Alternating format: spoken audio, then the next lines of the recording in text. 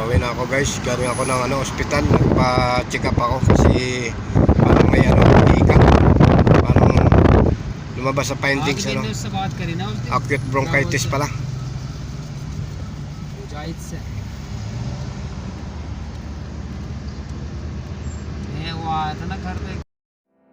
Chichikin ulit tayo after 1 week kasi baka daw ito yan, asthma and acute bronchitis. Acute para gitis para mitis, asthma. Yun pala yun. Bali ito naman yung niresita sa aking gamot guys. Ito dalawang klase, 3 times a day at isang. Ito yung gamot, 3 times a day ito. Inumin ko, ayan, may guhit siya 3 times a day. Ibig sabihin 3 beses. Ito naman yung 2 times a day, 2 guhit siya. Ayan, tapos bali nagpa-x-ray na rin ako guys. Ito yung ano ko. Kasi dito sa Saudi kapag ina-x-ray ka, ito yung maging record mo ng x-ray na naka high-tech na kasi naka na siya, tawag dito CD na siya, naka CD. Yung pinaka-record mo nandito.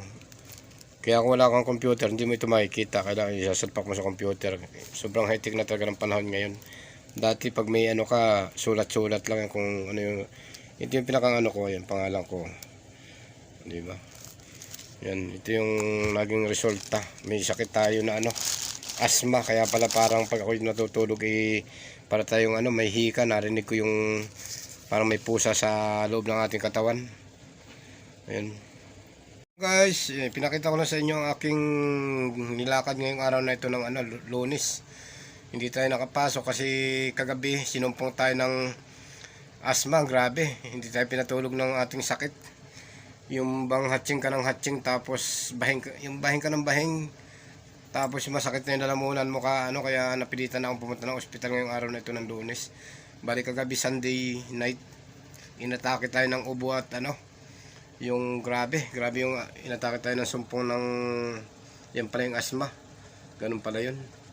Kaya pala sumakit na yung ganito lalamunan ko ka hatching ng hatching. Pati nga kapitbahay ko nagagalit na kasi ang ingay ko daw. Kaya ito, hindi ko na natiis. Punta na ako ng ospital upang malaman kung ano ba talaga ang findings o At yun na nga lumabas. Meron tayong yun, tawag dito, asthma. Ayun, nasa resibo. Saka medical report nakalagay. Meron tayong asthma.